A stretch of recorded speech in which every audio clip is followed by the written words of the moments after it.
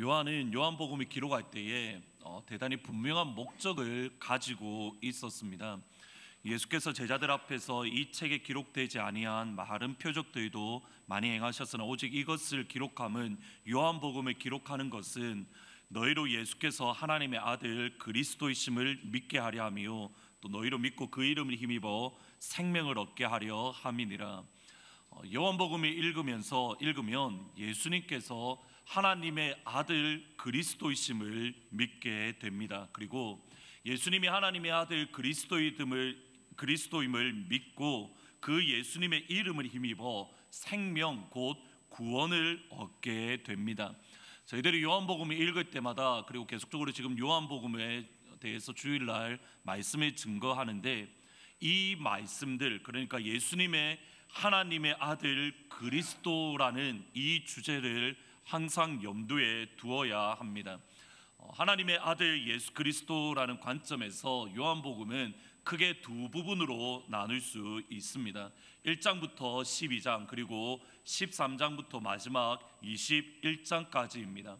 1장부터 12장까지의 내용은 지금까지 저희들이 보았던 것처럼 예수님께서 행하셨던 대표적인 7가지 표적을 중심으로 된 내용들입니다. 가나의 혼인잔치에서 집에서 물을 포도주로 바꾸신 일들, 태어나면서 소경된 자를 예수님께서 치료하신 일들, 떡 5개와 물고기 2마리로 5,000명을 먹이셨던 일, 그리고 마지막으로 죽은 나사로를 4일 만에 다시 살리셨던 일들, 주님께서 행하셨던 수없이 많은 표적들이 있지만 그 중에서 이 7가지 표적을 보게 되면 예수님이 하나님의 아들 그리스도 곧 우리의 구원자이심을 믿을 수 있습니다. 오늘 읽으셨던 본문의 말씀은 사실 특별히 그 중에서 37절과 43절 말씀은 요한복음 전반부에 있는 7가지 표적에 대한 마지막 결론입니다. 근데 그 마지막 결론, 7가지 표적을 행하신 이후에 그 요한이 내리는 그 결론이 사실은 대단히 당황스럽습니다. 37절 38절에 보시면 이렇게 많은 표적들을 그들 앞에서 행하셨으나 그를 믿지 아니하였나니, 예수님을 믿지 아니하니 이는 선지자 이사야의 말씀을 이루려 하심이라. 이르되 주여 우리에게서 들은 바를 누가 믿었으며 주의 팔이 누구에게 나타났나이까. 예수님께서 수없이 많은 표적들, 기적들을 유대 백성들이 보는 앞에서 행하셨습니다. 그런데 그 마지막 결론이 유대인들이 예수님을 믿지 않았습니다. 사실 이것을 가만히 생각해보면 대단히 흥미롭습니다. 하나님의 아들 예수님, 정확하게는 본성적으로 하나님 아버지와 동등하신 하나님 그분께서 이 땅에 오셔서 산상수훈, 산에서 말씀하셨던 보배로운 말씀들을 수없이 증거해 주셨습니다. 그런데 유대인들이 예수님을 믿지 않았습니다. 하나님의 아들 예수님께서 이 땅에 오셔서 오병이어의 기적들, 그리고 죽은 나사로를 살리는 수없이 많은 기적과 표적을 행하셨습니다. 그런데 유대인들이 예수님을 믿지 않았습니다. 예수님의 3년의 말씀의 사역과 그리고 치유 사역 또는 수없이 많은 기적들을 통해서 이스라엘 가운데에 부흥이 일어나지 않았습니다. 하나님이신 예수님이 이 땅에 오셔서 가르치시고 표적을 행하셨습니다. 그런데 유대인들의 심령과 유대인들의 영혼 가운데에, 그리고 이스라엘의 영적인 흐름 가운데에 아무런 일이 일어나지 않았습니다. 예수님을 적극적으로 믿지 않았고, 더 나아가 예수님을 죽이는 그 자리에까지 서게 됩니다. 예수님의 3년의 사역의 결과, 예수님의 3년의 목회의 결과가 유대인들이 예수님을 믿지 않았습니다. 하나님의 아들 예수님께서 직접 목회하시고 또 사역하셨지만 예수님의 목회와 예수님의 사역을 직접 보고 경험했던 유대인들의 불신앙, 유대인들의 믿음 없음입니다. 이유가 무엇입니까? 예수님의 실패라고 생각하는 학자들이 사실은 많이 있습니다. 특별히 저희들이 잘 아는 아프리카의 성자라고 불리는 슈바이처라는 사람은 사실은 의사라기보다 그는 먼저 신학자로서 아프리카에 갔습니다. 근데 그가 썼던 책들 가운데 어떻게 주장을 하냐면, 예수님께서 수없이 많은 기적들과 표적들을 행하셨음에도 불구하고 유대인들이 믿지 않았기 때문에 예수님은 실패하셨다, 그래서 전략을 바꾸어서 십자가에 죽으셨다라고 말하기도 합니다. 그런데 하나님이신 예수님이 실패했다, 저희들은 생각하기 어렵습니다. 그러면 예수님의 직접 하신 목회임에도 불구하고 유대인들의 믿음 없음, 유대인들의 불신앙의 원인은 어디에 있습니까? 같이 한번 읽어 보시겠습니다. 그들이 능히 믿지 못한 것은 이 때문이니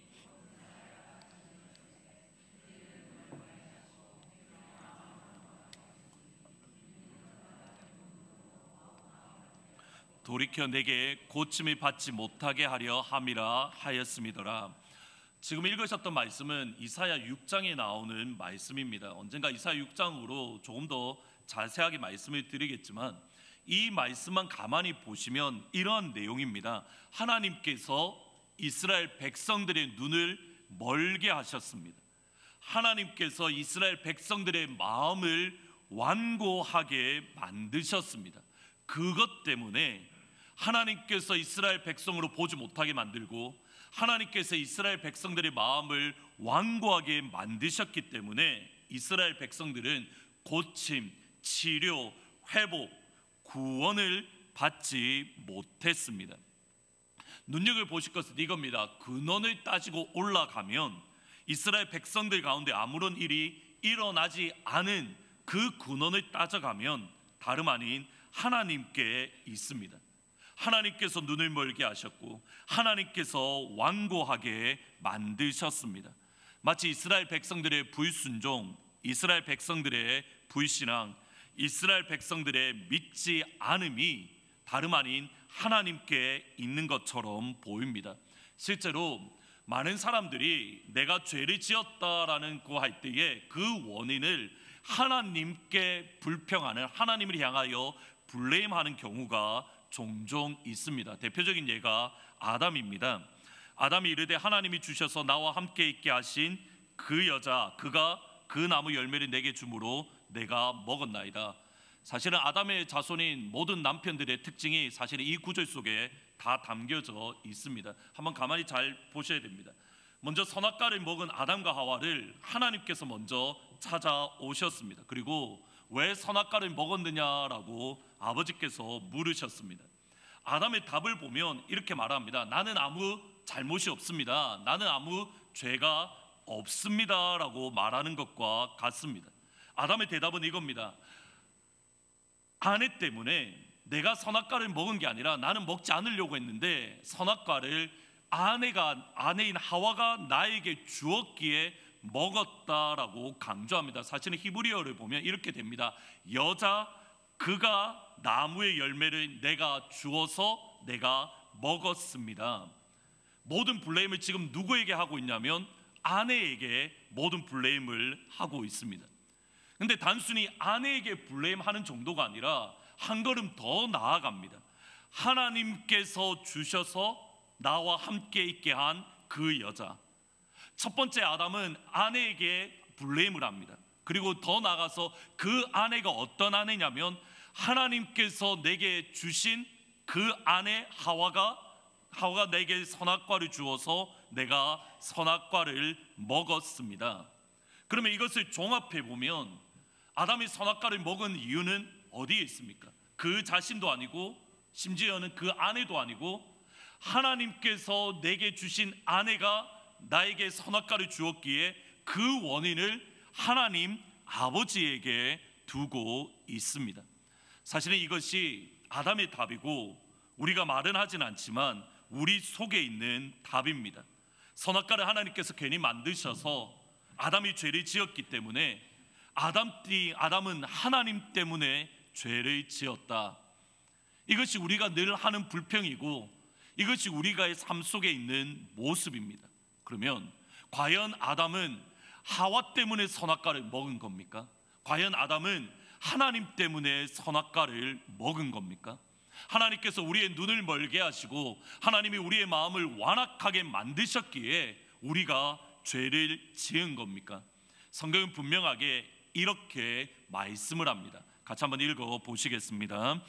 그러므로 하나님께서 그들의 마음을 정욕대로 더러움에 내버려 두사 그들의 몸을 서로 욕되게 하셨으니 이 때문에 하나님께서 그들을 부끄러운 욕심에 내버려 두셨으니 또한 그들이 마음에 하나님 두기를 싫어하며 하나님께서 그들을 그 상실한 마음대로 합당하지 못한 일을 하게 하셨으니 곧 모든 불의, 추악, 탐욕, 악의가 가득한 자요. 성경이 계속적으로 말하는 바, 특별히 로마서 1장 18절부터의 내용은 최근의 학자들은 창세기 1장부터 3장까지의 내용을 이렇게 얼루전한다라고 말을 합니다. 그러면 지금 바울이 하는 말을 잘 보셔야 됩니다. 하나님께서 우리를 내버려 두셨습니다. 그런데 그 앞전에 어떤 일이 먼저 있었습니까? 하나님께서 우리를 내버려 두시기 전에 그 앞의 상황이 사실은 더 중요합니다. 하나님께서 그들의 마음의 정욕대로 더러움에 내버려 두사, 하나님께서 내버리시기 전에 무엇이 있었습니까? 우리의 마음에 정욕이 있었습니다. 하나님께서 우리를 내버려 두시기 직전에 우리에게 부끄러운 욕심이 먼저 있었습니다. 하나님께서 우리를 상실한 마음대로 내버려 두시기 그 직전에 우리가 먼저 하나님을 마음에 두기에 싫어했습니다.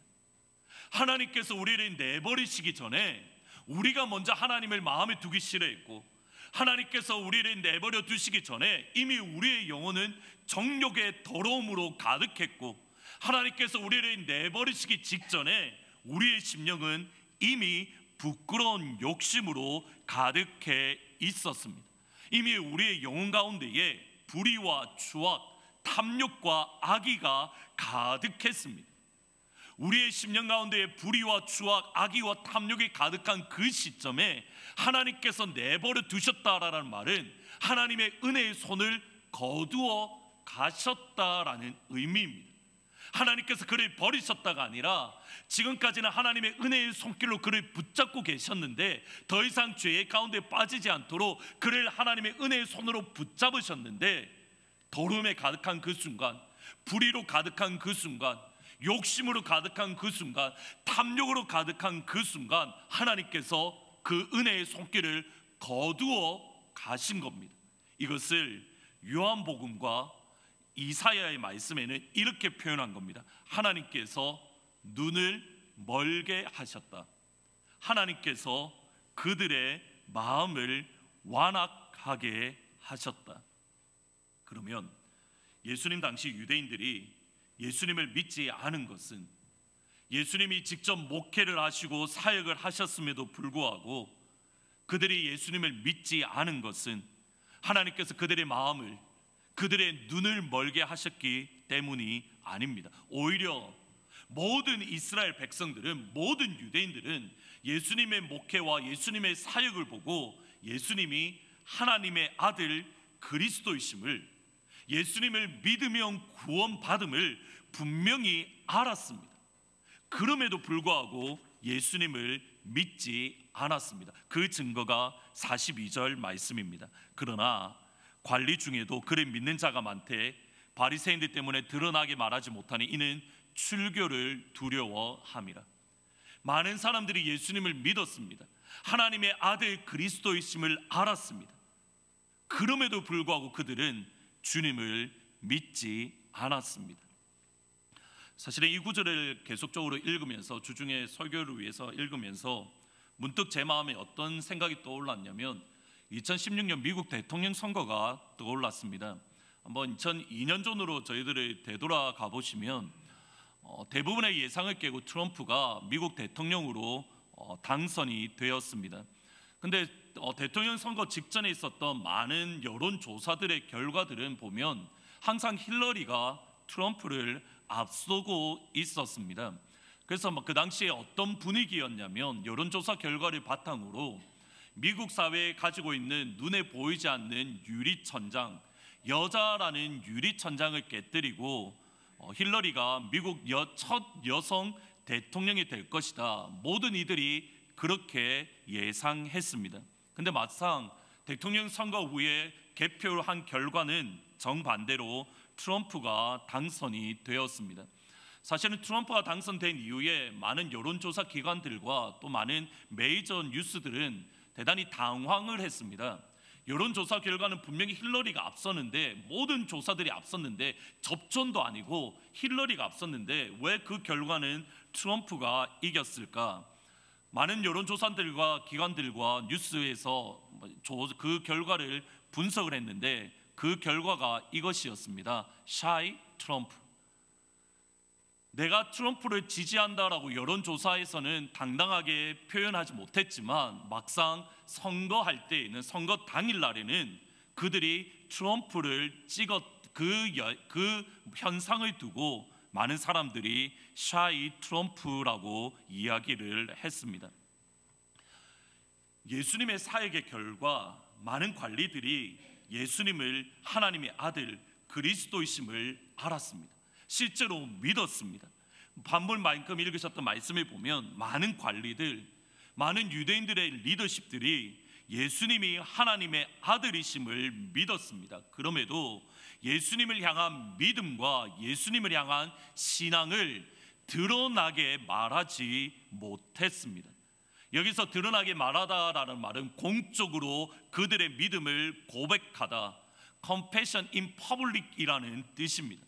공개적으로 그들의 신앙을 표현하다라는 의미입니다. 3년 동안 예수님의 사역을 가만 보니 예수님이 하나님이시구나, 예수님 믿으면 구원을 받는구나 믿고 깨달았는데 공개적으로 그들의 신앙을 고백하지 못했습니다. 이들을 향하여 이렇게 말할 수 있습니다. 샤이 그리스도인, 샤이 크리스찬. 오늘 제가 관심을 가질 것은 여기에 있습니다. 왜 이들은 예수님의 행한 기적과 표적과 목회를 보고 하나님의 아들, 예수님이 하나님의 아들이심을, 예수님이 구원자이심을 그들이 깨달았음에도 불구하고 왜 그들은 샤이 그리스도인으로, 샤이 크리스찬으로 남아 있었는가라는 질문입니다. 한번 이 질문을 생각하고 43절 말씀을 같이 한번 읽어 보시겠습니다. 그들은 사람의 영광을 하나님의 영광보다 더 사랑하였더라. 대부분의 영어 성경에 보면 They love praise from men 이렇게 표현한 praise라는 단어로 번역을 합니다. 사람으로부터 오는 칭찬, 하나님으로부터 오는 칭찬. 근데 헬라어 성경을 보면 사실은 한글 성경이 조금 더 맞는 번역입니다. 사람의 영광, 하나님의 영광.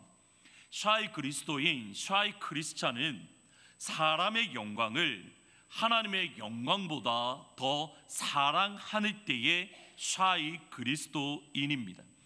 샤이 그리스도인이 누구인지를 알기 위해서는 그러면 우리가 다시 한번 점검해 보아야 될 게 뭐냐면 사람의 영광을 하나님의 영광보다 더 사랑한다라는 이 문장을 살펴볼 필요가 있습니다. 이를 위해서 사무엘상에 나오는 엘리 제사장 가정을 잠시 살펴보려고 합니다. 사무엘상 1장부터 3장, 2장, 3장에 특별히 보시면 엘리라는 당시 이스라엘의 사사가 등장을 합니다. 엘리는 사사이면서 동시에 대제사장에 속한 가문입니다. 오늘날 우리식으로 표현을 하면 대통령인 동시에 대법관이다라고 생각하시면 될 것 같습니다. 엘리에게는 홈리와 비느하스 두 아들이 있었습니다. 이제 엘리가 점점점 나이가 많이 들어감에 따라서 그의 두 아들 홈리와 비느하스가 엘리의 뒤를 이어 제사장으로 그리고 사사로서 이스라엘 백성들을 다스렸습니다. 그리고 홈리와 비느하스를 향한 성경의 평가가 이것입니다. 엘리의 아들들은 행실이 나빠 여호와를 알지 못하더라. 이 소년들의 죄가 여호와 앞에 심히 크면 그들이 여호와의 제사를 멸시함이었더라. 어떤 사람이 제사를 드리기 위해서 제물을 가지고 홈리와 비느하스 앞으로 가지고 나옵니다. 그러면 홈리와 비느하스가 종들이 새 고리도 된 갈고리를 가지고 와서 냄비나 솥에 찔러 넣어서 나오는 것은 모두 다 자기의 것으로 삼았습니다. 언뜻 보기에는 그냥 복불복 좋은 부위가 나올 수도 있고 안 좋은 부위가 나올 수 있다라고 생각하지만 그 저는 문맥을 가만히 보면 제물 고기를 드리는 부위 중에 가장 맛있는 부위, 가장 값진 부위만을 홈리와 비느하스가 가져갔던 것을 알 수 있습니다. 심지어 사무엘상 2장을 가만히 읽어보시면 이스라엘 백성들이 하나님께 먼저 드린 이후에 당신이 가져가시면 됩니다라고 이야기할 때에 홈리와 비느하스가 어떻게 이야기했냐면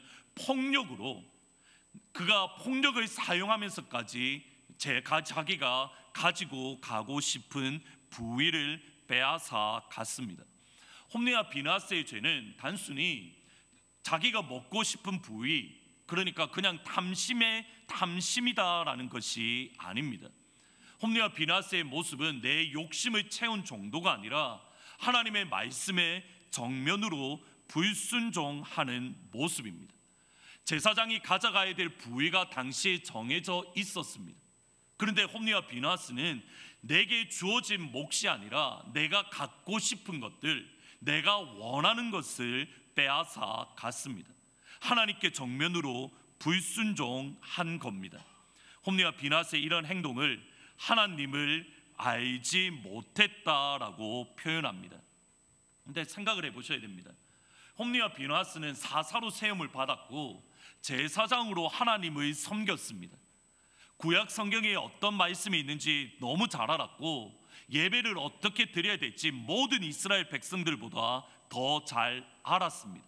그럼에도 성경은 홈리와 비느하스가 하나님을 몰랐다라고 말을 합니다.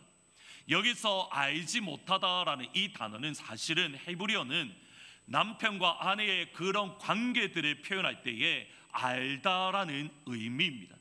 홈리와 비느하스에게 적용을 하면 그들이 하나님 아는 지식이 없었다가 아닙니다. 그들이 성경 지식을 몰랐다라는 뜻이 아닙니다. 하나님과의 관계 속에서 하나님과의 친밀한 관계가 없었다라는 겁니다. 예배를 드리고 제사를 드리고 하나님 앞에 나와 기도도 하고 모든 종교적인 행동을 함에도 불구하고 하나님과 상관없는 모습을 홈리와 비느하스가 가지고 있었습니다. 하나님을 모르니 당연히 하나님께 드리는 예배를 멸시하고 하나님께 드리는 제사를 무시하는 것, 지극히 당연한 모습입니다. 하나님과의 친밀한 관계가 없는 상태에서 우리가 예배 드리는 것만큼 힘들고 지루한 것이 없습니다. 저도 한 번씩 이렇게 외부 강사 목사님들이 오시면 밑에 앉아서 설교를 말씀을 듣는데 항상 목사님의 말씀에 은혜를 받는 것은 아닙니다. 저도 앉아서 언제 목사님 설교가 끝나나 하고 뒤에 있는 시계를 종종 바라볼 때가 있습니다. 저도 그런데 여러분은 오죽하시겠습니까? 특별히 주일날 아침에 나와서 말씀 듣는 거 정말 쉬운 일이 아닙니다. 제가 그래서 주무셔도 된다고 했던 말씀이 여기에 있습니다. 여기 와서 집에서 피로를 풀지 말고 교회에서 피로를 푸십시오.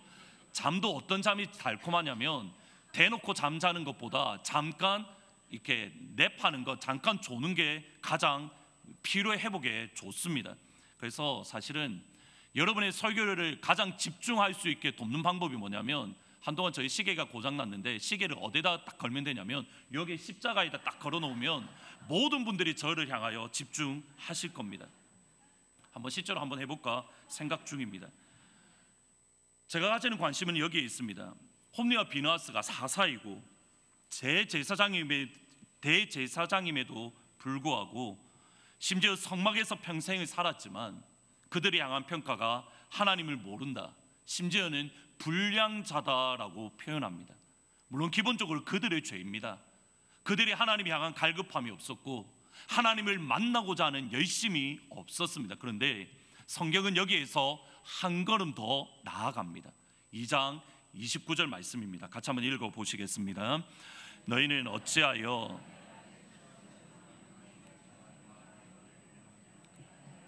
나보다 더 중히 여겨 내 백성 이스라엘이 드리는 가장 좋은 것으로 너희를 살찌게 하느냐. 여기서 중요한 표현은 이겁니다. 너가 내 아들 홈리와 비느하스를 나보다, 하나님보다 더 중히 여겨라는 단어입니다. 여기서 중히 여기다라는 이 단어 속에 사실은 엘리의 영적인 상태, 엘리의 마음을 분명하게 표현하고 있습니다. 중히 여기다라는 이 단어는 히브리어로 카보드라는 단어입니다. 기본적인 의미는 뭐냐면 무겁다, 무게라는 뜻입니다. 그러면 이렇게 번역을 하면 이렇습니다. 지금 하나님께서 엘리의 마음을 평가합니다. 어떻게 평가하냐면 엘리의 마음이 두 개로 구분되어져 있습니다. 한쪽에는 홈리와 비느하스라는 아들이 놓여져 있고 한쪽에는 하나님이 놓여져 있습니다. 이게 엘리의 마음입니다. 근데 이 엘리의 마음이 하나님 보시기에는 어느 쪽이 더 무겁다는 겁니까? 하나님이 가볍고 엘리의 두 아들인 홈리와 비느하스가 더 가볍다라는 뜻입니다. 이것을 그림으로 표현하면 이렇습니다. 이것이 엘리의 영혼 상태입니다. 한쪽에는 하나님이 있고 한쪽에는 두 아들이 있는데 하나님보다 두 아들이 더 무거운 상태. 엘리의 영혼에 있는 그 저울은 하나님을 향하여 기울여져 있는 게 아니라 그의 두 아들 엘리를 향하여 기울어져 있는 상태. 이것을 향하여 하나님께서 하시는 평가가 내 아들을 나보다 더 중히 여겨라고 표현을 합니다. 중히 여기다, 존중하다라는 의미가 다름 아닌 카보드입니다. 그런데 똑같은 단어를 어디서 사무엘상 6장 6절에 보면 이렇게 표현합니다. 그들의 마음을 완악하게 한 것 같이 너희의 마음을 완악하게 했다. 그들의 마음이 hardened, 두꺼워졌다. 여기서 완악하다라는 말이 조금 전에 보셨던 중히 여기다라는 단어와 똑같은 단어입니다. 이걸 종합해 보면 이렇습니다. 지금 이 상태, 하나님께서 엘리를 바라보면서 두 아들이 더 무겁게 여기는, 하나님보다 무겁게 여기는 이 상태를 다른 표현으로 하면 어떻게 표현하냐면 하나님께서 보시기에 그들의 마음이 완악한 상태, 하나님보다 두 아들이 더 중요하게 여기는 그 모습을 하나님께서 어떻게 평가하시냐면 너희들의 마음이 완악하다라고 말을 합니다. 그리고 그 마음이 갈라졌다라는 이 표현이 신약 성경에 가면 어떤 표현이냐면 메림조라는 표현이, 메림나조라는 말인데 이 말의 뜻은 근심하다, 걱정하다, 고민하다라는 뜻입니다. 세 개를 종합해 보십시오. 하나님보다 그의 두 아들이 더 무겁게 여기는 이 모습을 하나님은 완악하다라고 여기고 그 영혼의 상태를 하나님 보시기에는 근심하다, 걱정이 가득한 상태라고 말씀을 합니다. 이 카보드라는 단어 또 다른 의미가 있습니다. 그것이 다름 아닌 영광이라는 뜻입니다. 그래서 성경은 이렇게 번역한 겁니다. 더 중히 여겨. 영어 성경에 보면 honored your son above me, honor, glory라는 의미가 이 속에 담겨져 있습니다. 그러면 사람의 영광을 하나님의 영광보다 더 사랑한다라는 것은 우리의 영혼이 두 개로 나누어져 있다라는 뜻입니다. 두 개로 나누어져 있대 우리의 영혼이라는 저울에 하나님보다 더 무거운 것이 있는 상태, 하나님보다 더 소중한 것을 가지고 있는 상태, 이것을 하나님의 영광을 사람의 영광보다 경히 여기는, 사람의 영광을 하나님의 영광보다 더 사랑하는 영혼의 모습입니다. 엘리에게 있어서 그것은 홈리와 비느하스라는 두 아들입니다. 예수님 당시 유대인들에게 있어서 하나님보다 더 중요하고 소중한 것은 사람들의 인정, 사람들의 프레이즈 또는 사람들과의 친밀함, 사람들과의 유대감입니다.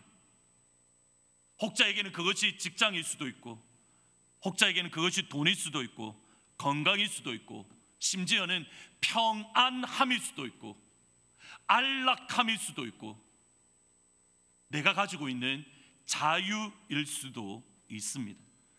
우리의 영혼 가운데에 하나님보다 더 사랑하는 그 무언가가 있다면 여러분을 향한, 또 우리 교회를 향한 하나님의 평가는 이겁니다. 사람의 영광을 하나님의 영광보다 더 사랑한다. 사람의 영광을 하나님의 영광보다 더 사랑할 때에 하나님의 평가는 이겁니다. 하나님을 향하여 완악한 상태다. 그리고 그때의 신약 성경의 표현에 의하면 이렇습니다. 우리에게 영혼이 근심 가운데에 있다. 우리의 심령이 하나님 보시기에 어려움 가운데에 놓여져 있다. 요한복음의 표현에 의리면 샤이 그리스도인, 샤이 크리스찬. 과연 여러분은, 지금 우리 교회는 과연 어떤 상태입니까?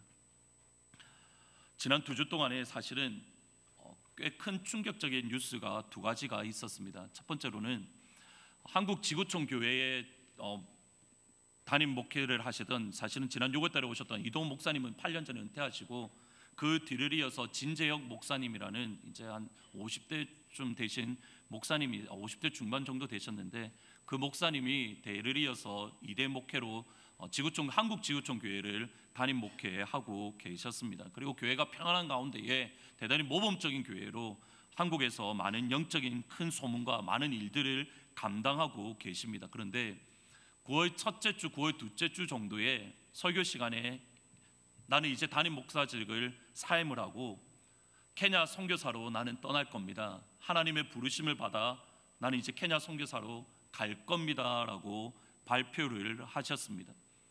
모든 목회자들이 대형 교회, 큰 교회를 가려고 또 그곳에서 목회하려고 노력하는 상황 가운데에 아무런 일이 없이, 일도 없고 오히려 목회가 평안한 가운데에 그 자리를 내려놓고 다른 아닌 케냐로 선교사로 가신다라는 소식이 저에게 제법 큰 충격이었습니다.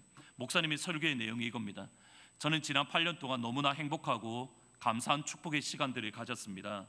사랑하는 원로 목사님의 멘토링과 기도와 사랑 동력자들과 성도들의 사랑, 이 모든 것을 내려놓고 하나님이 저에게 말씀하신 아프리카 대륙 케냐 어둠과 저주의 땅으로 다시 가려고 합니다. 하나님의 뜻에 순종하고자 하는 힘든 시간이 있었습니다. 아브라함이 말씀에 순종하여 가듯 믿음의 길을 순종하여 가고자 합니다. 지금이 가장 행복하고 감사한 시간이지만 이 시간 떠나고자 합니다. 지구촌 교회의 어려웠던 승계 과정 가운데 건강한 교회로서 성숙한 모습을 보였던 것을 생각하며 이후로도 우리 교회를 하나님께서 인도하실 겁니다. 지금 목사님의 영적 목회가 이겁니다. 가장 행복하고 가장 감사한 시간. 근데 그것을 내려놓고 하나님이 부르심에 따라 케냐로 가실 예정입니다.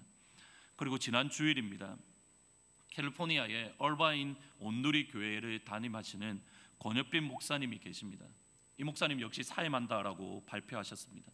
LA에서 미국 교회에 1,500명, 2,000명 되는 큰 교회를 건강하게 사역하고 계신데 목사님의 표현을 하면 이렇습니다. 하나님의 분명한 음성을 들었습니다. 멈추라라는 말씀. 제 사역과 인생이 그 다음 보셔야 됩니다. 조금만 앞으로 더 가면 내가 원했던 대로 될 것이라고 생각했던 적이 있습니다. 하나님은 멈추라고 말씀하셨습니다. 조금만 더 가면 내가 꿈꾸던 대로 할 수 있는데 하나님께서는 멈추게 하셨습니다. 오늘 이 시간에도 여전히 이 땅 어딘가에는 우리가 생각하는 사람의 영광보다, 우리가 가질 수 있는 안락함보다, 우리가 가질 수 있는 평안함보다 하나님의 영광을 더 소중히 여기고 위에서 부르시는 부름의 상을 더 사랑하며 그 하나님의 부르심에 따라서 내가 가지고 있는 안락함, 내가 가지고 있는 평안함을 내려놓고 조금만 더 가면 내가 꿈꾸었던 것들을 할 수 있고 조금만 더 하면 내가 원했던 것들을 할 수 있음에도 불구하고 그것을 내려놓고 하나님의 사랑, 하나님의 영광을 위해서 나아가는 아버지의 신실한 목회자들과 아버지의 신실한 성도들이 곳곳에 놓여져 있습니다.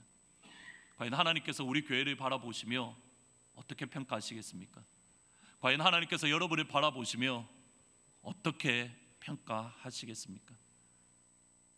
과연 우리는 하나님의 영광을 사람의 영광보다 더 사랑하고 계십니까? 한번 이 시간 우리의 신앙과 우리의 교회 모습을 다시 한번 점검하는 귀한 시간이 되기를